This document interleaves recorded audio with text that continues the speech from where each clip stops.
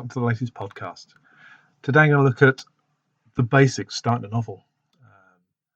Writing a novel isn't easy.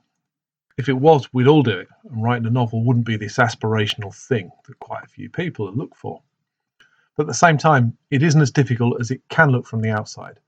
Life is full of misnomers like this, but the question is, how do we crack the shell and delve inside? For me, the most important part of your novel is the beginning. Now, I know that killer endings will get people talking, and this in itself will generate sales. But if you don't get people to the end, they'll never be in a position to share your story. The skills to start at the beginning and build from there. This might seem really obvious when you read it here, but this is often overlooked by writers. What does start at the beginning mean? There are so many things written about how to write. They look at their own experience or what it means to a writer. Stop right there. Think about it in different terms. Think about who might read your novel when it's finished. Is it your friends, your family, a literary agent, a publisher, the world?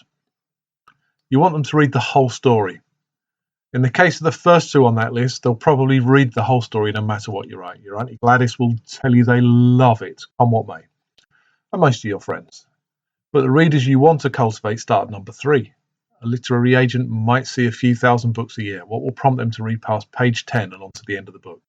It's simple when you think about it. The quality work must be at the first few pages of the book. This will get people to read on and find out what happens. So what should be at the beginning? If you start at the beginning, then you want, and some might say you need, to hook your audience straight away. So the start of the book should be loaded with all the elements that make your story interesting. Not overloaded, don't give the game away to begin with, but set it up nicely for what will come. This includes introducing the main character or characters so your audience can start to engage with them. Setting the location of your novel so people can connect to it. Give them some action to go with the descriptive side of writing.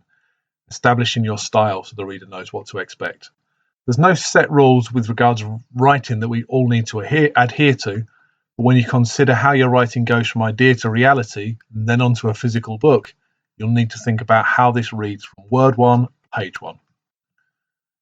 Of course we start at the beginning. Think Tarantino here. Not all his stories start at the beginning. In fact, many of the movies start in all manner of odd places that needs the viewer to decipher. But his action, the placement of the characters and the hooks that keep you watching are all still at the beginning. Even if he chooses a story somewhere in the middle. So you can start your story any way you like, just make sure that it starts with a bang. Your writing will develop over time. If you're working on your first novel, then think about what this might mean to your readers. Write your own work. No future in writing what you think might be a bestseller. Write it so it comes from the heart and it feels like a part of you. Then people will naturally find your story and engage with it. But the first few pages will determine whether people read on. And in this day and age of Kindles and other media, then you don't get long to hold the attention. If you don't cut it, someone else will. Thanks for listening. I'll speak to you again soon. Bye now.